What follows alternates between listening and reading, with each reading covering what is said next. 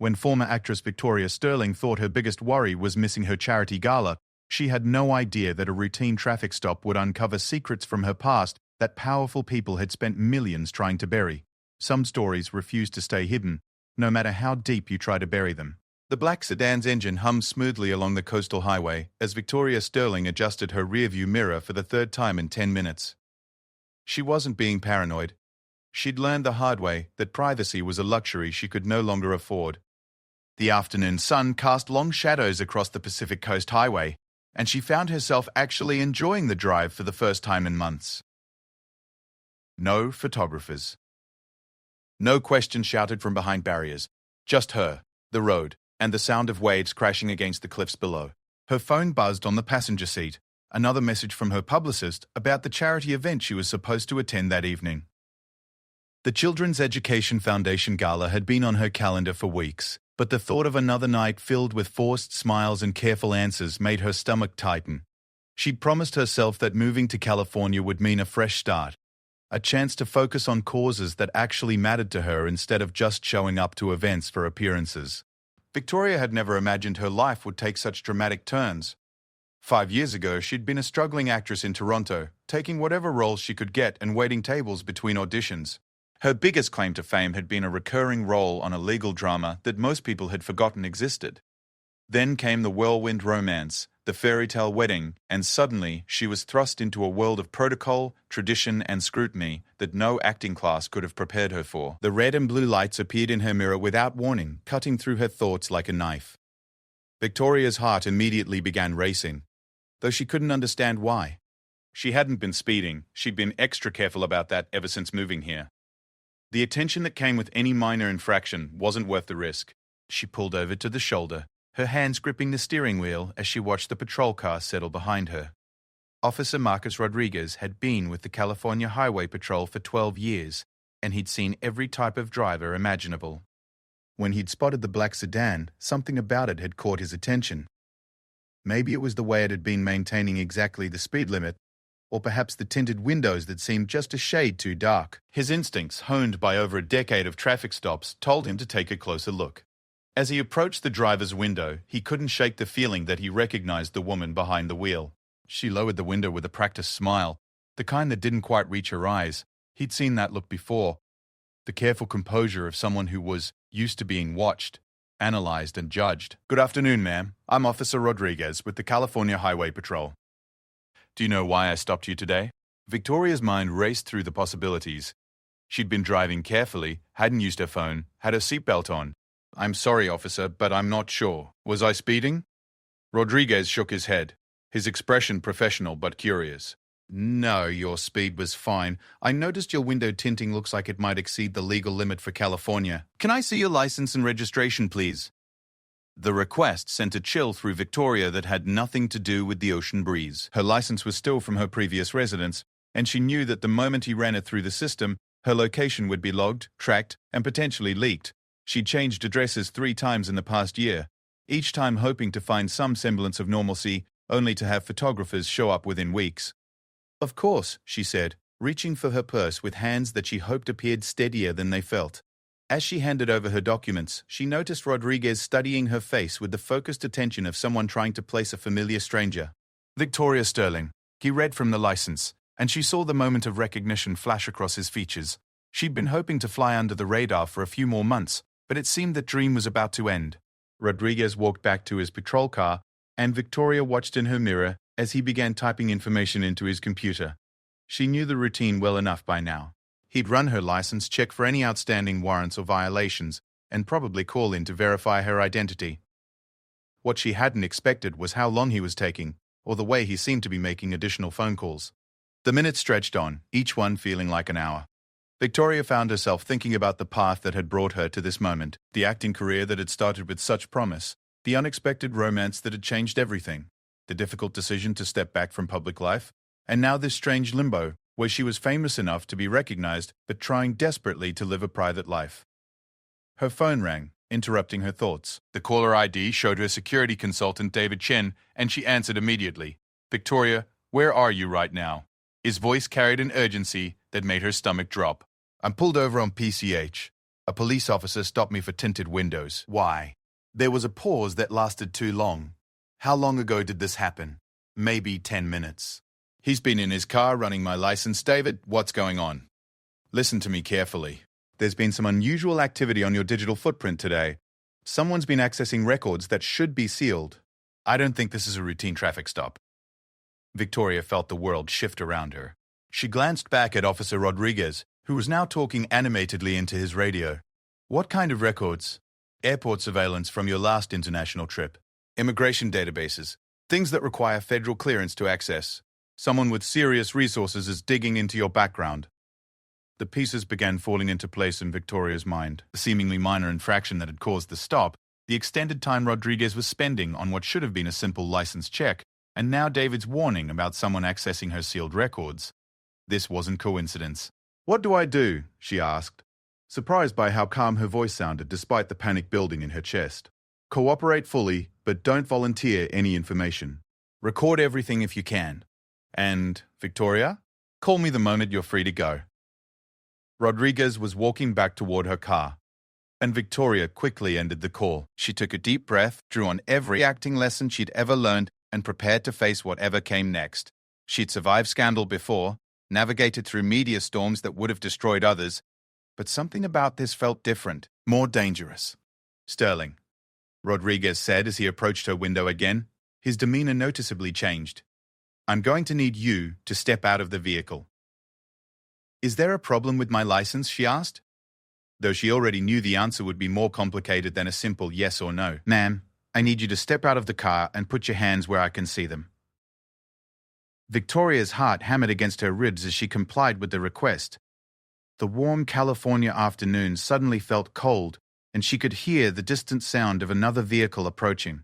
This was escalating far beyond a routine traffic stop, and she had no idea why.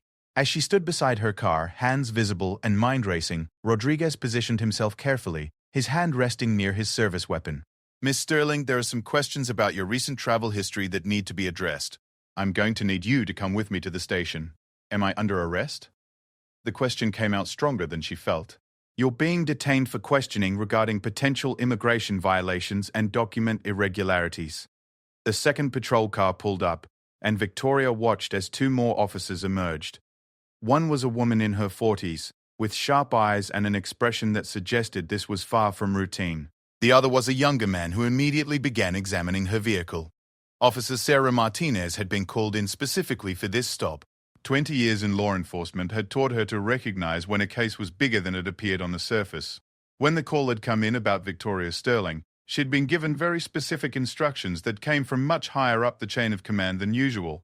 Miss Sterling, Martinez said, approaching with the kind of professional courtesy that barely masked underlying suspicion. I understand you've been cooperative. That's appreciated.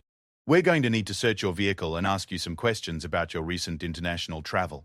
Victoria felt the trap closing around her, though she still didn't understand what had triggered it. I haven't done anything wrong. I'd like to call my attorney. That's your right, Martinez acknowledged, but I should let you know that we have some very interesting information about airport security footage from your last trip abroad. Information that raises questions about discrepancies in your official travel records. The words hit Victoria like a physical blow. She'd been so careful, had followed every legal requirement, had been transparent with immigration officials. What could they possibly have found? As Martinez began reading her Miranda rights, Victoria's mind flashed to the charity gala she was supposed to attend that evening, the children who were counting on the funds that would be raised, the carefully constructed new life she'd been trying to build. All of it was about to come crashing down because of something she didn't even understand. The handcuffs clicked into place, and Victoria Sterling realized that her afternoon drive had just become the beginning of something that would either destroy her completely or finally force the truth into the light.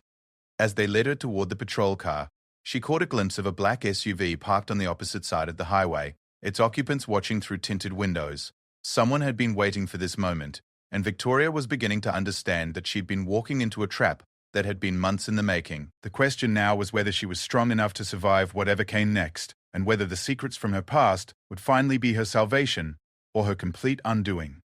The fluorescent lights in the interrogation room buzzed with an irritating frequency that seemed designed to wear down anyone unfortunate enough to spend time there. Victoria had been sitting in the uncomfortable metal chair for 2 hours, her attorney still en route from Los Angeles. The initial shock of her arrest had worn off, replaced by a growing anger that someone was manipulating her life from the shadows. Detective James Walsh entered the room carrying a thick manila folder and a tablet computer. He was older than the officers who had arrested her, with grey temples and the weathered look of someone who'd seen too much in his career. His eyes held a mixture of curiosity and skepticism as he settled across from her at the small table. Ms. Sterling, I apologize for the delay. I'm Detective Walsh with the Multi-Agency Task Force on Immigration Security. I understand you've been waiting for your attorney. Victoria studied his face, looking for tells that might help her understand what was really happening. Detective Walsh, I still don't understand why I'm here. My immigration status is completely legal. I've never violated any travel restrictions. Walsh opened the folder and spread several photographs across the table. Victoria's breath caught as she recognized herself in what appeared to be airport security footage. The images showed her at various international airports over the past 2 years, but something was wrong with them. The timestamps didn't match her memory of when these trips had occurred. These are interesting photos, don't you think? Walsh asked, watching her reaction carefully. Heathrow Airport, Charles de Gaulle, Zurich International. The problem is, according to your official travel documents, you weren't supposed to be in any of these locations on these dates. Victoria leaned forward to examine the photos more closely. The woman in the images was definitely her, but the dates were completely wrong.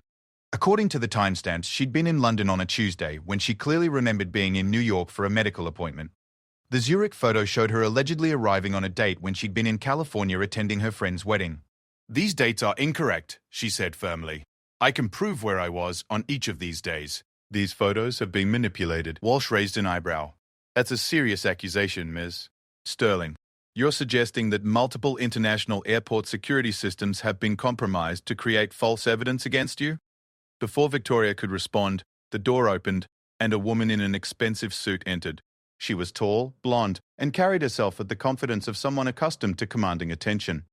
Victoria had never seen her before, but something about her presence immediately put her on edge. Detective Walsh, I'm Agent Rebecca Harrison with the Department of Homeland Security. She flashed a badge and took a seat without being invited. Ms. Sterling, thank you for your cooperation in this matter. Victoria felt the situation shifting into even more dangerous territory. I wasn't aware that Homeland Security was involved in traffic stops for window tinting. Agent Harrison smiled, but it didn't reach her eyes. Window tinting was just the pretext, Ms. Sterling.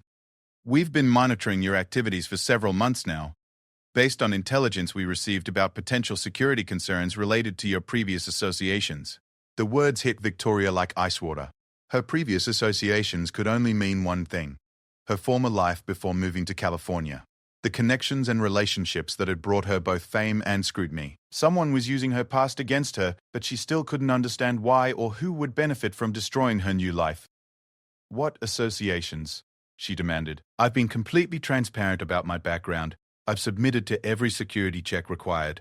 Harrison opened her own tablet and began scrolling through what appeared to be a detailed dossier. Your relationship with Marcus Hartwell, for instance. A businessman who was recently investigated for money laundering through his charitable foundation. You attended 17 events with him over a 2-year period. Victoria's mind raced.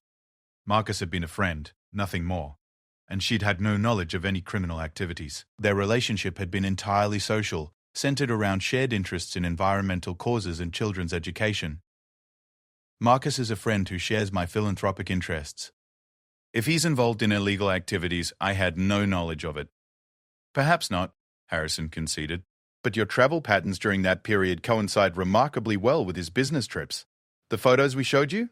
They align with dates when Mr. Hartwell was conducting transactions that we now know were part of his laundering operation.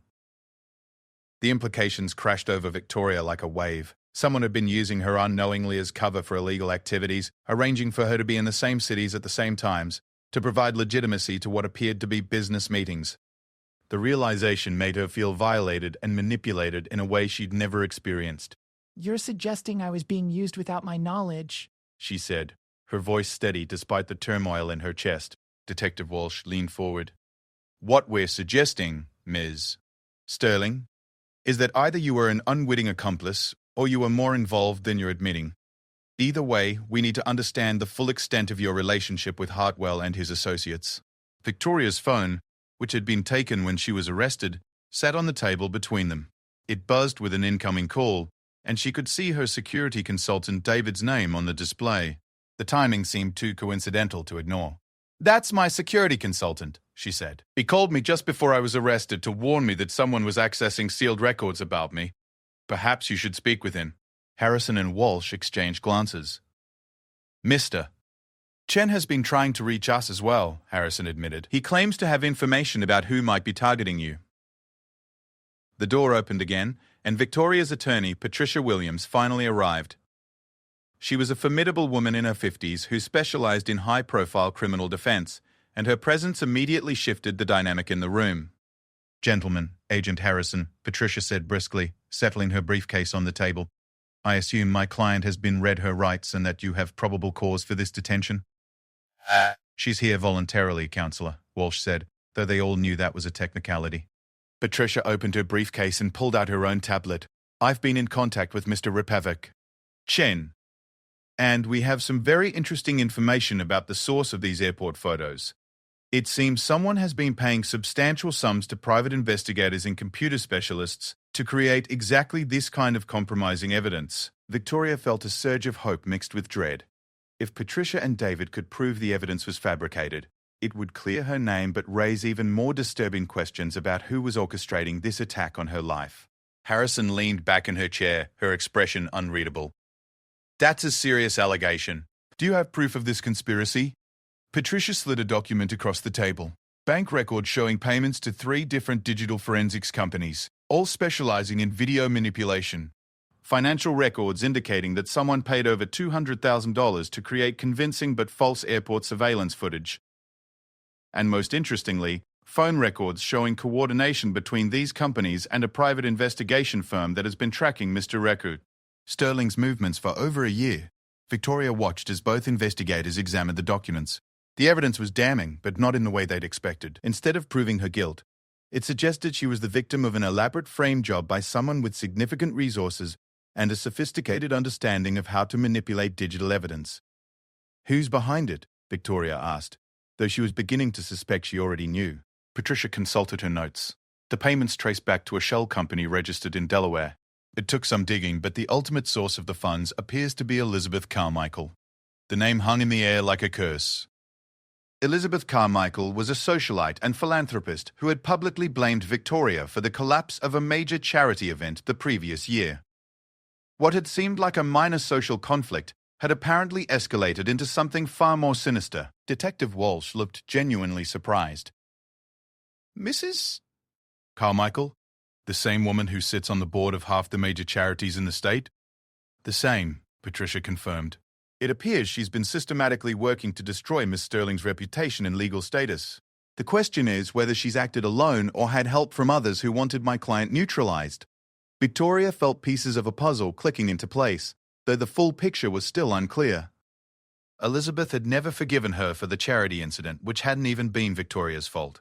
But this level of revenge seemed far beyond what a social slight would warrant. Agent Harrison was making notes on her tablet, her professional mask slipping slightly. "This changes the nature of our investigation significantly. If these allegations are true, Miss Sterling may be the victim rather than the perpetrator." "Maybe?" Patricia's voice carried a sharp edge. "My client has been falsely accused, illegally surveilled, and subjected to a campaign of harassment that borders on stalking. The only question now is whether law enforcement will pursue the real criminals or continue to harass the victim."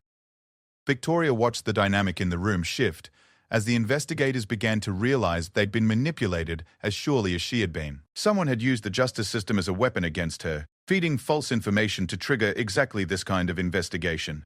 "Detective Walsh," she said quietly, "when you ran my license this afternoon, how quickly did information about these travel discrepancies appear in your system?" "Within minutes of running your information, we received an alert about potential immigration violations. The photos were already flagged in the database." Someone was waiting for me to be stopped, Victoria realized. They had everything ready to go the moment my name appeared in any law enforcement database. This wasn't about window tinting or random suspicion. Someone wanted me arrested today, specifically. Patricia nodded grimly. which means they're probably watching this investigation right now, waiting to see if their plan worked. Harrison closed her tablet with a sharp snap. Miss Sterling, it appears you may have been the target of a sophisticated disinformation campaign. We're going to need your full cooperation in investigating who was behind this and how deep it goes. Victoria looked around the room at the three people who, just hours ago, had been treating her as a suspect. Now they were potential allies in uncovering a conspiracy that went far deeper than she'd imagined. The question was whether they could move fast enough to stay ahead of whoever was orchestrating this attack on her life. "What do you need from me?" she asked, surprised by how steady her voice sounded. "Everything," Harrison replied. "Every interaction you've had with Elizabeth Carmichael, every detail about your relationship with Marcus Hartwell, and most importantly, any idea why someone would go to these lengths to destroy you." As Victoria began to recount her story, she couldn't shake the feeling that they were still missing crucial pieces of the puzzle. The resources required for this kind of operation suggested someone with far more power and motivation than a scorned socialite, someone who saw her as a genuine threat to something much more important than charity event attendance.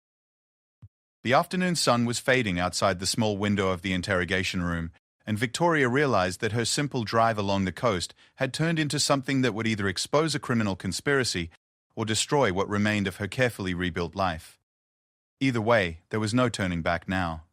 3 weeks after her arrest, Victoria sat in a secure conference room at the federal building in downtown Los Angeles, surrounded by evidence that painted a picture more complex and dangerous than anyone had initially imagined.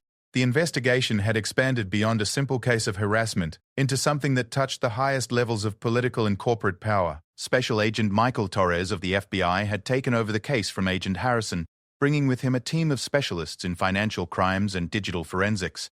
The evidence they'd uncovered was spread across multiple screens around the room, creating a web of connections that reached far beyond Elizabeth Carmichael's personal vendetta. "Miss Sterling," Agent Torres began, his voice carrying the weight of someone who'd spent weeks unraveling a conspiracy. "What we've discovered goes far beyond what any of us initially suspected.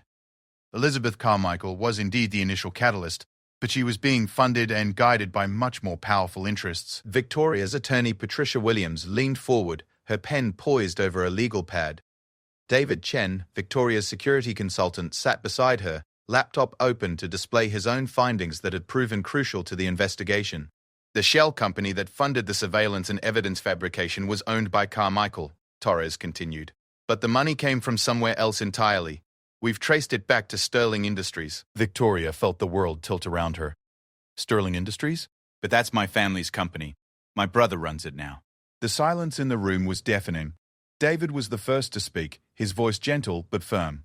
"Victoria, we need to talk about your family dynamics, about why your brother might want you permanently discredited and unable to return to any position of influence." The pieces began falling into place with sickening clarity. When Victoria had left her previous life to start over in California, she'd signed documents transferring her interests in the family business to her brother Jonathan. What she hadn't realized was that those documents were temporary, designed to protect the company during a period of intense public scrutiny. Her legal right to reclaim her position had never been permanently severed. "The company has grown exponentially in the past 3 years," Patricia said, consulting her own research. "From a mid-sized real estate development firm to a major player in international construction projects. Your brother has positioned himself as the sole heir and decision-maker, but your return to public life could complicate that narrative."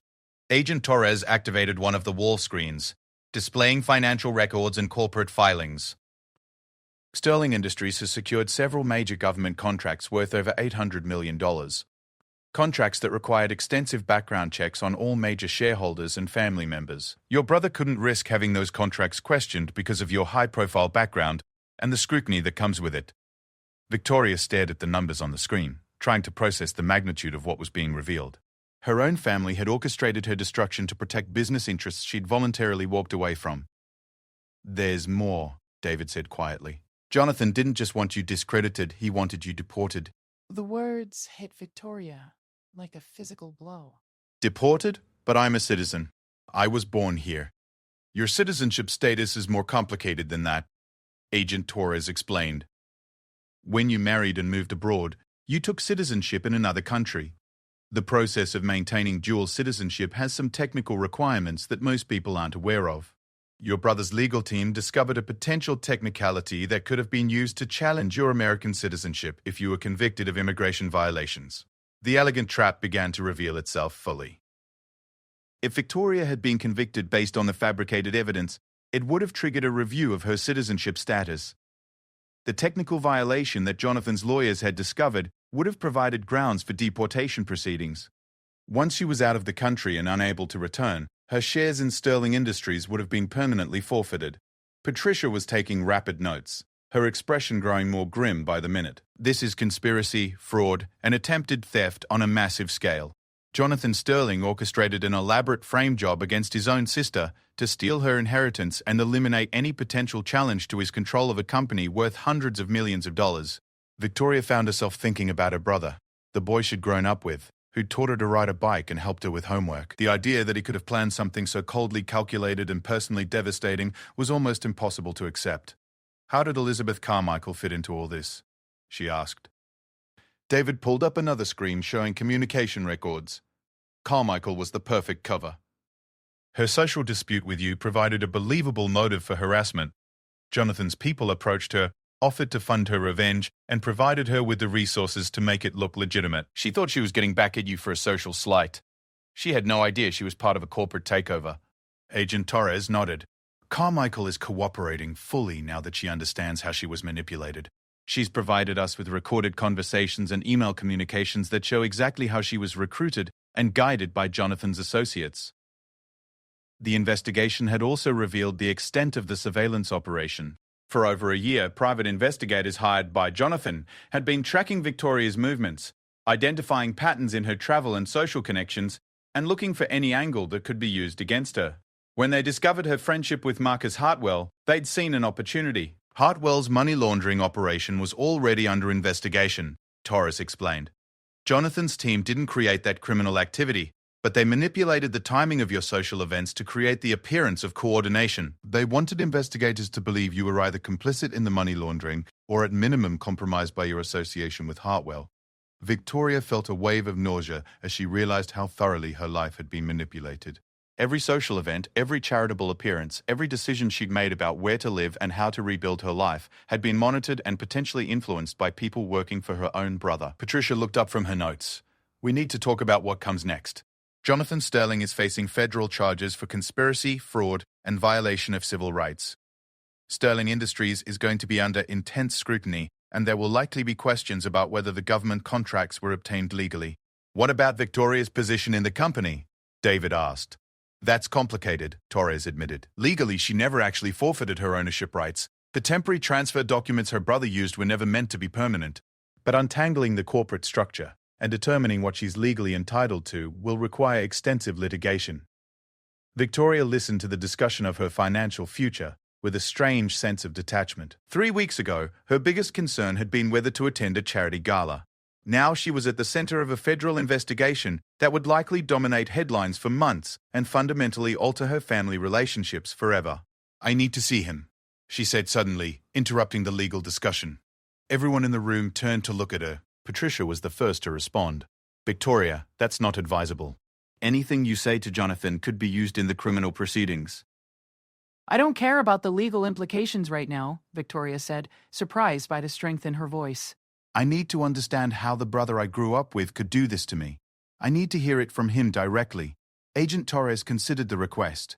We could arrange a supervised meeting. He's in federal custody, but we could set up a conversation in a controlled environment. Patricia was shaking her head. This is a mistake. You're emotionally compromised, and Jonathan will likely try to manipulate you further. Maybe, Victoria acknowledged. But I need closure on this. I need to understand whether the person I thought I knew ever actually existed, or if I was fooling myself about who my brother really was. David closed his laptop and looked at Victoria with the concern of someone who'd become more than just a professional advisor over the past months. What will you do after this is resolved?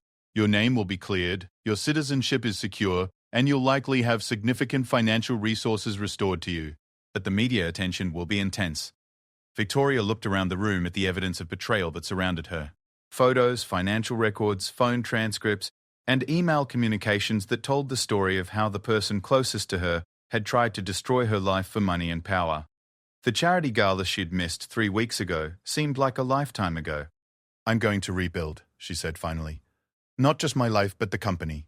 Sterling Industries was started by our grandfather to create affordable housing for working families. Jonathan turned it into a tool for personal enrichment. "I'm going to return it to its original mission." Agent Torres was nodding approvingly. "There will be significant legal and regulatory hurdles. The government contracts will likely be suspended pending investigation. Some of the international projects may be cancelled entirely." "Good," Victoria said firmly. "I'd rather have a smaller company that operates ethically than a massive one built on lies and manipulation." Patricia was making more notes. "We'll need to file civil suits to recover damages, both financial and personal. The surveillance operation alone violated numerous privacy laws. The fabricated evidence could be grounds for significant punitive damages." As the meeting continued and the legal team discussed strategy and timeline, Victoria found herself thinking about the children who would have benefited from the charity gala she'd missed. The irony wasn't lost on her that her brother's attempt to steal her inheritance had actually positioned her to do far more good with Sterling Industries' resources than she could have achieved through individual charitable giving. The investigation would continue for months. Jonathan would likely face years in federal prison. Elizabeth Carmichael would probably receive a lighter sentence in exchange for her cooperation, but her social standing was permanently destroyed. The private investigators and digital forensics specialists who had created the fake evidence were facing their own criminal charges. But for Victoria, the real work was just beginning. Rebuilding a company, restoring relationships with employees who had been misled about her character, and navigating the media attention that would inevitably follow the public revelation of the conspiracy would require every lesson she'd learned from her years in the public eye. As she walked out of the federal building into the warm California sunshine, Victoria realized that the traffic stop that had seemed like the end of her carefully constructed new life had actually been the beginning of something far more meaningful. She'd spent 3 years trying to hide from her past and avoid controversy. Now she was ready to step back into the light and fight for something that mattered. Her phone buzzed with a message from the Children's Education Foundation, asking if she would consider being the keynote speaker at their next gala. Victoria smiled as she typed her response.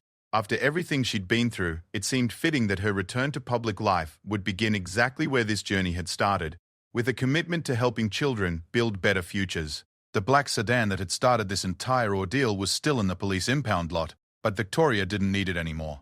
She had work to do, and this time, she wouldn't be driving alone. The team of lawyers, investigators, and loyal employees who had stood by her would be right there beside her as she rebuilt not just a company, but a legacy that her grandfather would have been proud of.